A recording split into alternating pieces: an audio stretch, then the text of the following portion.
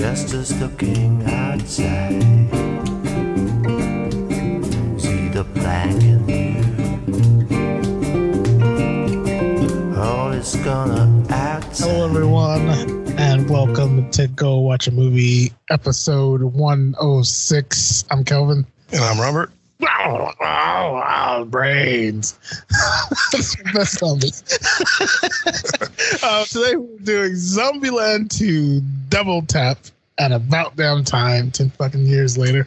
But before we get into that, a little bit of entertainment news.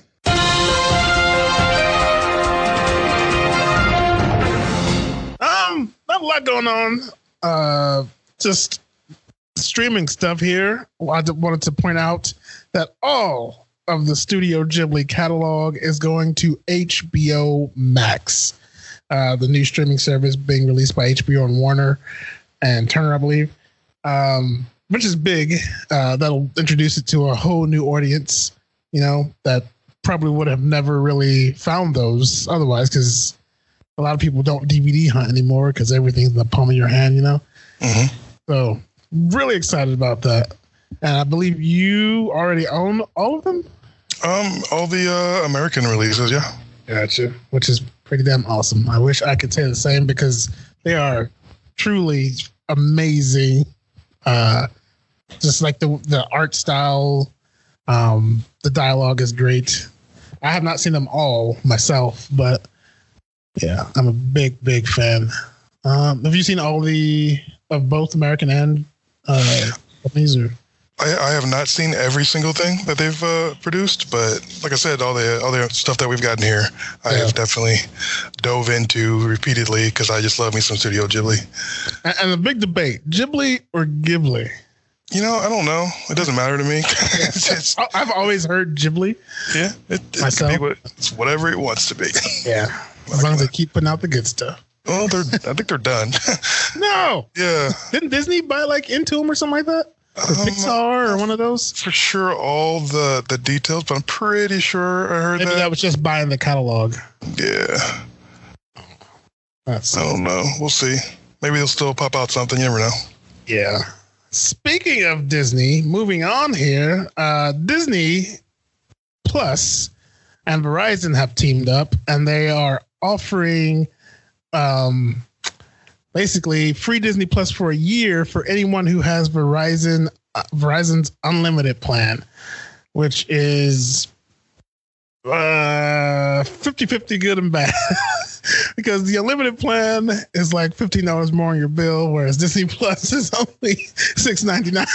Mm-hmm. So, if you already have it, hey, more power. You're winning there, but it's not something to jump out the window and grab if you don't, because it doesn't really add up, in my opinion. But for those who already have it, that's a welcomed, surprise that a lot of people aren't talking about for some strange reason.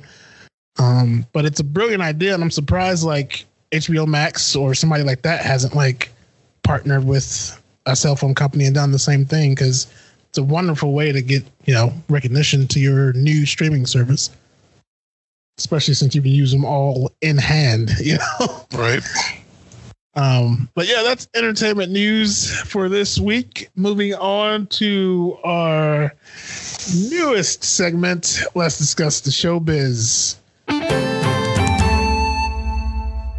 This one, I'm anxious to hear your opinion on. Two very well-respected directors, Martin Scorsese, Francis Ford Coppola, have been on a tirade here about Marvel movies, and how they are not cinema. Let's see here. Scorsese, actually, that's literally what Scorsese said. That's not cinema. And Coppola chimed in. Martin was being kind. When he said it wasn't cinema, he didn't say it was despicable, which is what I'll say. Talking about Marvel movies. So the question comes to, what do you think? Are they cinema, or are they something of, their own? Because these two are gangster movies and very polished films like that. Whereas I could see where they would, be a little pissed about Marvel taking over. What do you think? Well, I don't understand why they're so hateful. I mean, it seems they've mastered their craft, and they're so had their cake and ate it. Yeah, and people appreciate them to no ends, and just like pawn over their movies and just love them. So I don't see why they should be so negative against another group of films that are doing well and have found their niche and are bringing happiness to people. It's all about entertainment. It's all about just having a good time. For me, it's all about, having that release, that escape. Yes. And they all do that for me. So I don't know. I think my thing is the Marvel movies bring joy, like you said, to all ages. Like adults and children alike love the Marvel films, whereas their films are pretty much geared towards adults. Right. And that's not a knock at them because they are masters at what they do. But like to being able to craft that escape, as you said, which I agree, I see movies as an escape as well, to a global audience, no matter the age, I think is a fucking massive win. Yeah, I don't know. I don't understand why why they feel that way. Well, more power to them. Everybody's entitled to their opinion. But when I come out of a movie, whether it's the finest cinema that you can come up with versus something that's maybe not so great, I sometimes still have similar emotions and similar feelings, and it still touched me in a similar way. So I don't really want to knock one and not appreciate the other. Is kind of weird to me. Maybe they've only seen like the first 3 original X-Men movies. Okay, I can understand if they maybe went back a little bit, but yeah, they're talking about the latest stuff. I mean, that stuff was made for everybody. That just and one is literally the highest grossing movie ever. So it's like, how do you knock that? Yeah, I don't know. I don't agree with them, but more power to them for having their opinion. Yeah, it's such a weird thing to come. And they're older guys. One's 77, one's 80. I'm sure we're probably going to feel similar about something when we get to that age. We're going to be like, that's not how you do it. That's in my day. Back in my day, all the Phoenix movies sucked.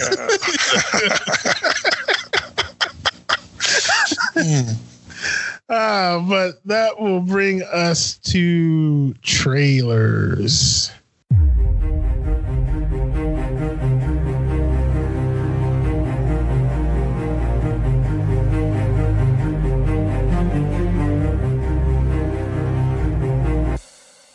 You first or me, sir? Go right ahead. So I'm going to pull a page from your book and bring up a trailer that I hate. Does that have Vin Diesel in it? Yes, it does. Wow, how did I guess that? I like Vin Diesel. He has a place. The Riddick stories are some of my favorites. But Vin Diesel is going to be Bloodshot, and this has been in the works for a while now.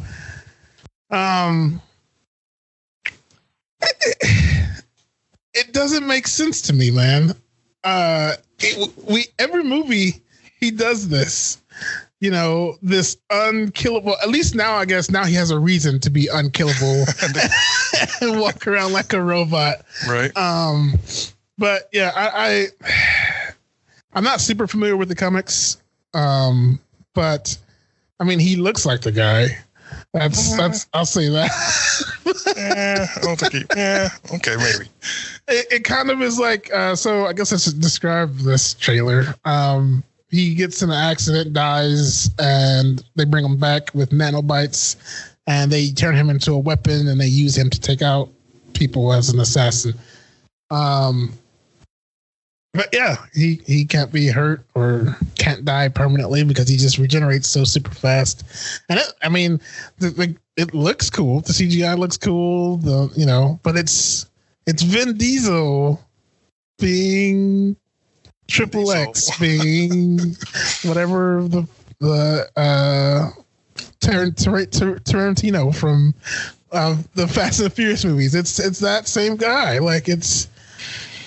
I heard a lot of complaints about that, and I'm not really on social medias, but I was just like on YouTube and stuff, listening to the stuff, and so many people are complaining about it. It surprised me. I'm just thinking, well, what did you expect? You know, there are people. Well, no, people make these comic book adaptations, and they don't stay always true to the source material, which I think is a huge mistake. But they didn't really make him look like, Bloodshot. But I also heard a big bald guy. Yeah, but I also heard because he wasn't pale enough, he didn't have the red eyes or the red dot on his chest. But I heard that maybe they just didn't put that in the trailer, so that was something that they could reveal later in the movie. But then I'm sure by the end of the movie he'll probably look that way. Yeah, I don't know if he's gonna have that red dot on his chest though, because I don't know. I don't feel like Diesel's gonna do it, but maybe he will. You never know. And then they also complain about the trailer because it's the whole movie. It's like if you watch the trailer, you don't have to watch the movie because you feel like you already basically saw it because they gave away everything. Yeah, So people were just really upset about that. I'm just like, I watched the trailer and I was like, it's not a bad trailer, but I mean, I would watch it, but I'm not going to expect anything out of this movie other than just to see some gunshots and some cool effects. But isn't that sad though? Like this is proving Coppola's and Scorsese's point. Mm-hmm. So, but like I said, they're not reaching above and beyond on like this classic level, but they're doing something a little bit below that. But that doesn't mean we still shouldn't appreciate it. Yeah, it still has its place. You got to have the good with the bad. Agreed. Yes. Yeah. I'm going to use your Gemini Man expectations. Mm-hmm. Okay. I'm going to have none when I go into this. Exactly. And hope for the best. Yeah, just you get that picture I sent you? Yeah, this is just going to be a roller coaster ride. It's not going to be like a journey of a life. Like you're not going to backpack across Europe with this one. You're just a roller coaster. You're done. It's over. All right. So my trailer is called Adopt a Highway. And this is going to be a slightly different trailer, I guess, than I usually do, because this is more of a heartfelt story about like love and change and life and all that good stuff. It's got my boy E-Hawk in it. You familiar with E-Hawk? Oh yeah. Ethan Hawke, for those of you who don't know. It's basically about a guy who gets out of prison. He's on parole. He's having a hard time because he's a felon or whatever. He can't, get a good job, and he's got, he's getting all the difficulties that you would have from getting out of jail, and people not wanting to be around you or to trust you and blah blah blah, this and that. He's trying to start his life over, and then he finds a baby in a dumpster, and he's like, "What? There's a baby in a dumpster?" So he takes the baby in the dumpster in, and like it somehow changes his life to the point where he wants to do whatever he can to try to take care of that baby and make that baby's life better. However, of course, he's a felon. He's on parole. You can't just keep a baby you find. Once the authorities find out there's a baby that you found in the dumpster, they want to, there's rules for this sort of thing. But he's fighting. Yeah, I guess. So he's fighting to basically keep this baby and, give it a better life. And so yeah, that's pretty basically it. So did he name the baby Highway? I don't think he named the baby. I don't know why it's called Adopt a Highway, but I doubt it. I'm feeling like he didn't do that. But it just looks like a really good heartfelt movie. And I'm kind of, after seeing that trailer, it kind of put me in the mood for one of those types of movies. We've been getting a lot. Different for him because he's a horror / suspense guy normally. Yeah, well, he used to be just like all the teeny bop, like he was the teen hot guy, and then he started branching out. Then he started doing some, for me, some pretty spectacular work. I love like Gattaca and his little. Oh God, yeah. Oh man, there's so many things he's done that I like. But yeah, this one, it just looks like a good heart warming movie, and I guess my heart needs some warming, so that's my trailer. You cold-hearted bastard. You. That's right. All right. That will bring us to the main event here. 10 years in the making. Zombieland 2 double tap. Watch by it if you do not mind. Zombie Slayers Tallahassee, Columbus, Wichita and Little Rock leave the confines of the White House to travel to Graceland in Memphis. 10. Along the way, they encounter other post-apocalyptic warriors and a group of survivors who find refuge in a commune. The scrappy fighters must now rely on their wits and weapons more than ever as they soon find themselves in a relentless battle against smarter, faster and seemingly indestructible zombies. It stars Woody Harrelson, Jesse Eisenberg, Emma Stone, Abigail Breslin. Thank you, Watchbots. 10 years ago, went into a theater, saw Jesse Eisenberg, saw the trailers. He was in a role that I enjoyed. You know, he was the twitchy Jesse Eisenberg that I liked, not the capes are coming. The capes are coming. Or whatever the fuck he said in Batman v Superman. He was that Jesse Eisenberg that we love and we know. Went in that theater and I was blown away. It was different. It was unique. It was special. And had one of the best cameos ever in it. I just love the first one. And now we're here we are. Sir, 10 years later. Mm-hmm. Brief rundown of what you think of Zombieland 2, my friend. Oh, I'm right on the same page as you are. That first one for me is amazing. I actually rewatched it right before I went to see this one because I wanted to refresh my mind. And I hadn't seen it in so long, I almost kind of forgot about it because it was almost like seeing it again for the first time. Yeah, and I realized how much I love that movie and how good it is and why I bought it in the first place because I already had it. So then I go into the second one. Now, we've talked about this before. Yeah. There's an effect that we call it the Evil Dead effect, where the first one, Evil Dead, I mean, it's like amazing. Yeah. Then you get the second one that kind of makes fun of it almost, at the same time improves upon, at least maybe technically some aspects of the movie. They got money. Yeah. And this is kind of where I feel this one went with. Oh. I felt like it was a good movie. It was enjoyable. I was entertained throughout the entire thing, but I didn't have the same just connection with it like I did the first one. Like I really related to the characters, mainly Jesse's character in the first one, more so than I did in this one. I felt more, it just felt like at the end of the movie especially, I felt this just surge of this this is a good human emotional story. I like it. This one, it was just entertaining throughout. It was just laughter. It was funny. I didn't feel the same sense of betrayal or loss or anything. Basically, everything that happens in the first one, they just kind of repeat it in this one, but then they do it a little differently. They add a whole bunch more characters. They make it funnier.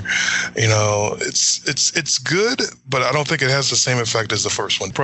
I just think that the first one is superior to this one, even though this one is a great movie. Yeah.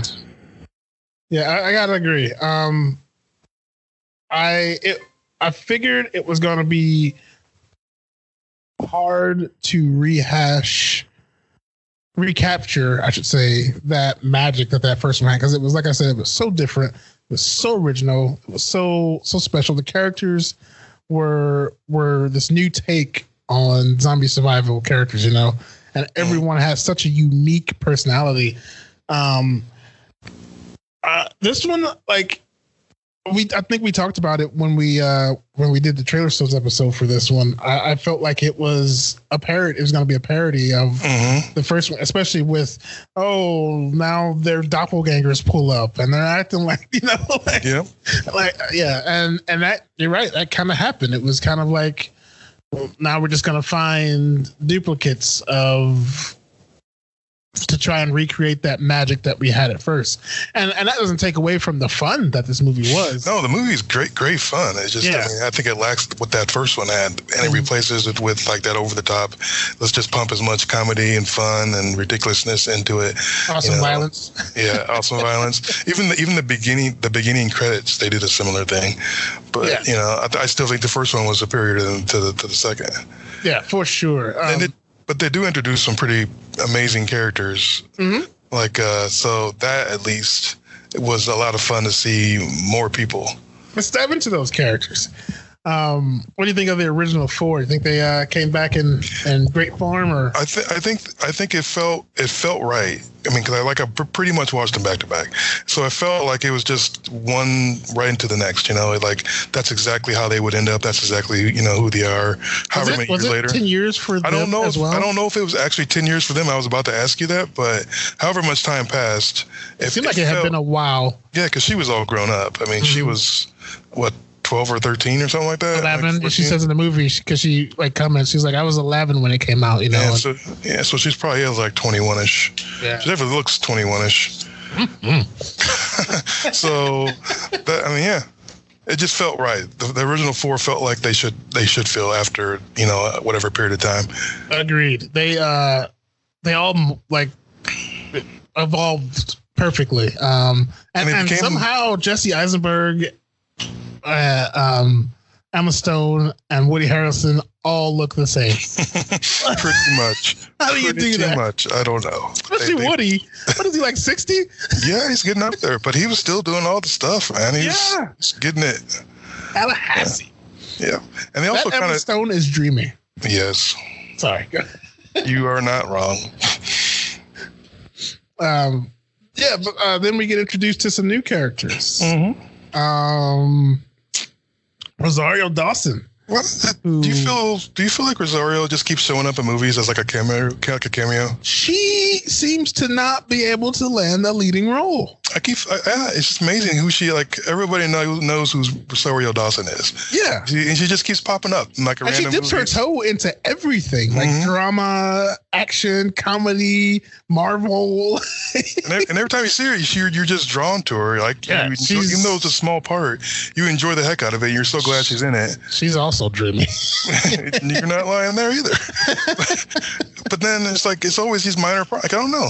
She's just become like the queen of minor parts that take over a movie and become great characters. Because like in Clerks 2, she was a standout in that as well. Like the nurse, she became, like, I used to call her the Nick Fury of the Netflix Marvel shows. Yep.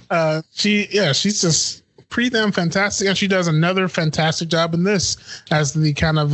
Do you think she was kind of Emma Stone's character? I didn't really feel that. Emma Stone didn't really show up, but she was just as badass as her. Yeah, they were. Yeah, I think she was just a strong woman character. I think they had to have somebody that awesome to go up with Woody's character, Tallahassee.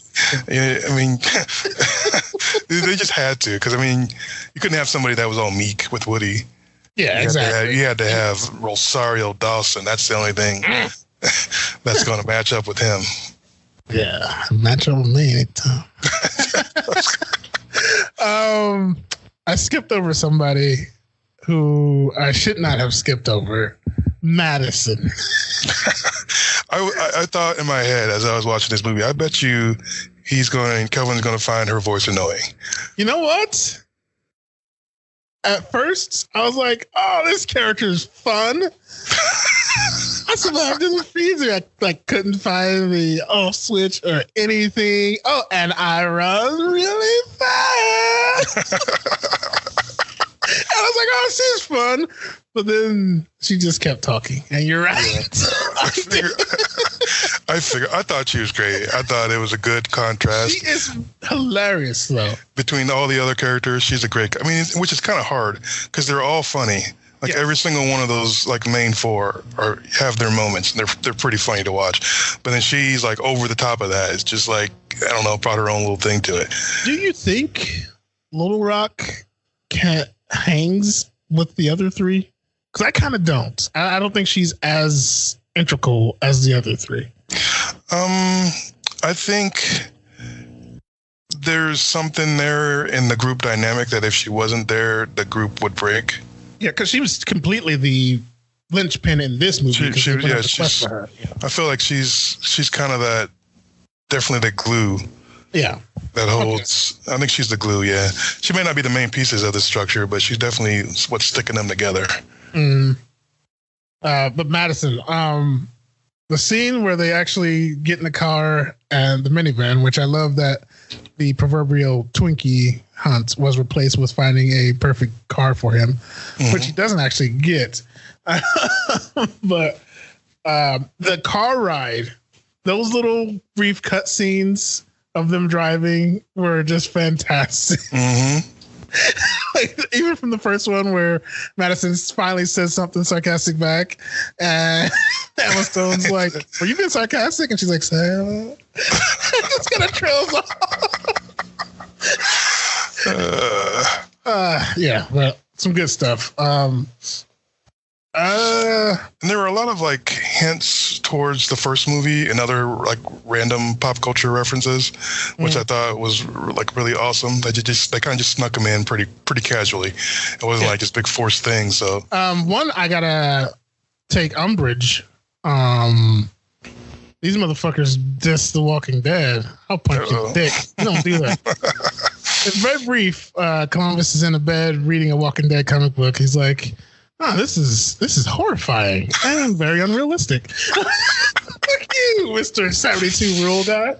They weren't exactly living in a realistic zombie world either. Exactly. So I think maybe that was what the point they were trying to make. Yeah, probably so. I'm overreacting. Very It's okay, protective. but you go ahead and punch him in the dick if you want to.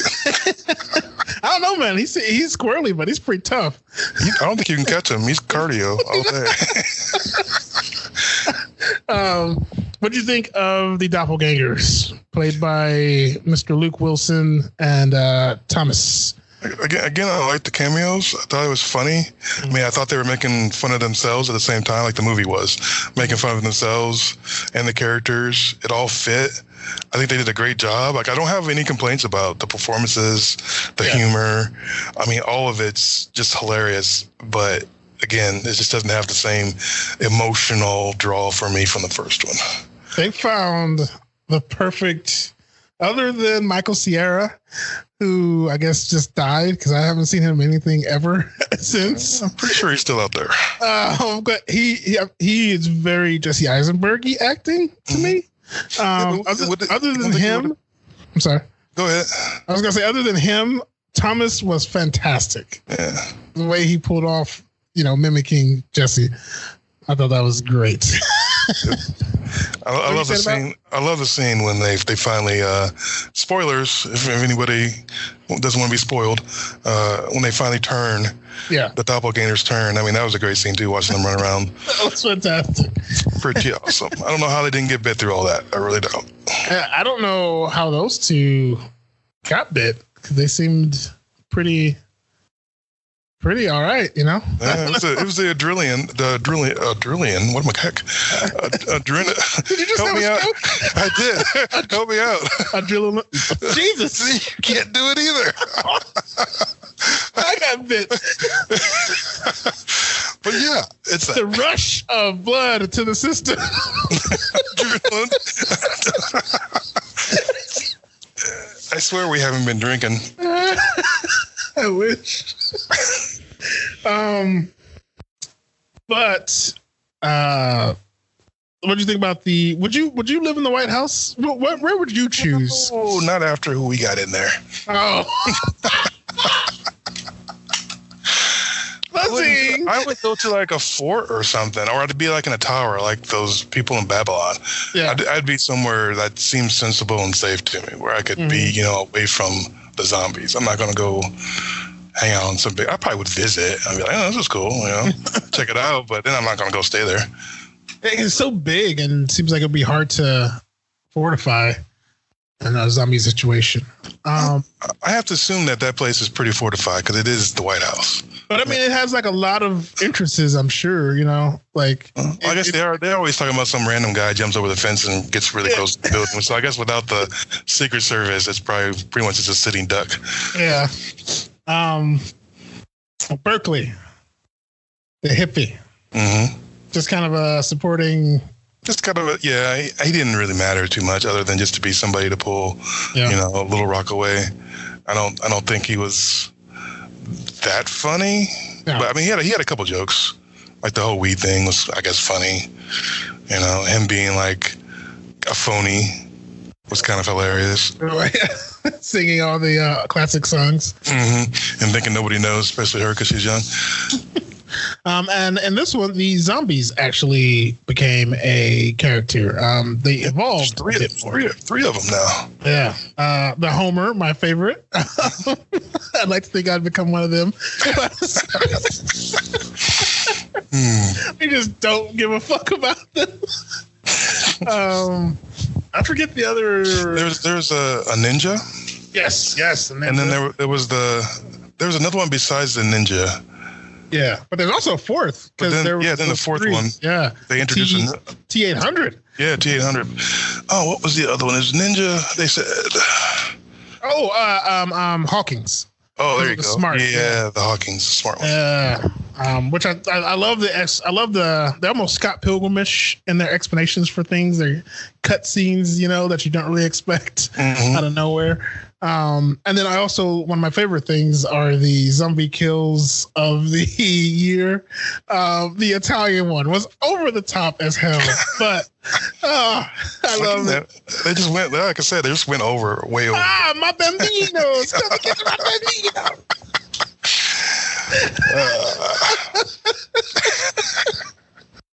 Loved it. I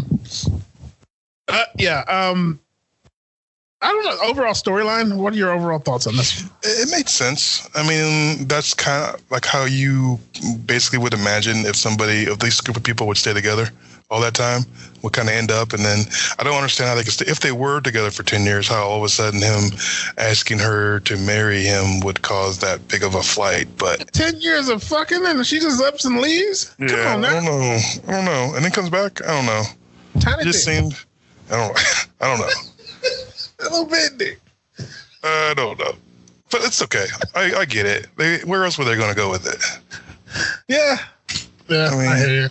It couldn't be like two of them are dead now, and it's all about the story of the other two making it without their, it just doesn't make sense. So they had to go with something that.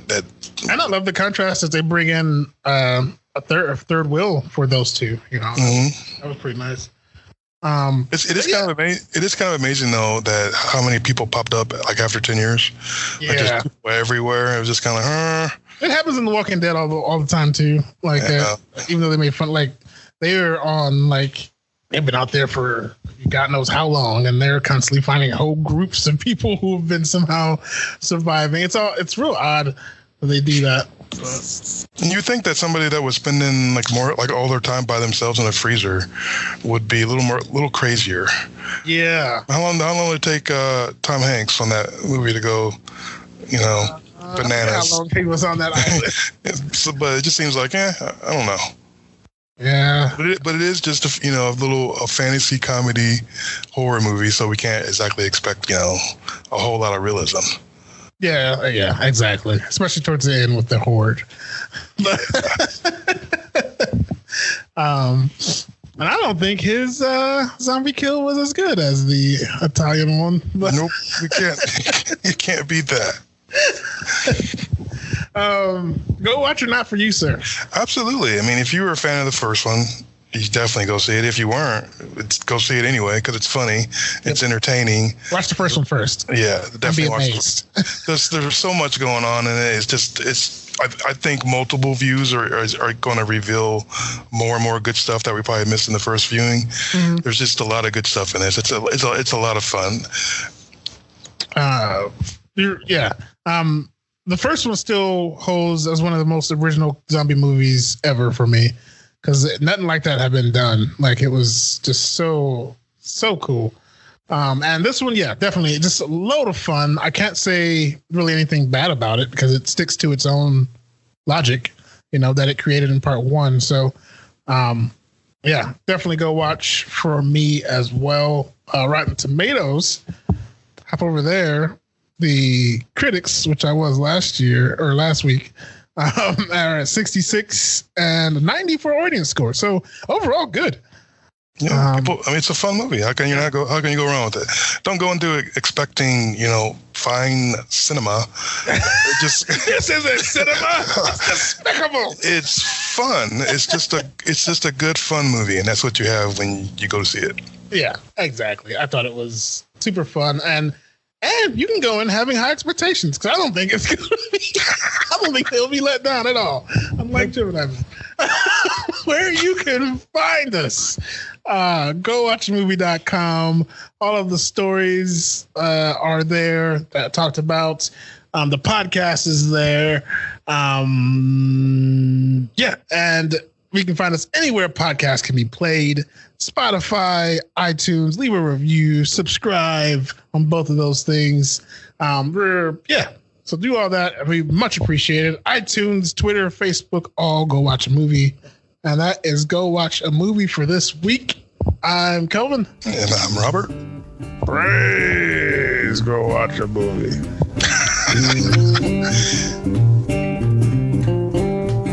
See the blank in you, just as looking outside.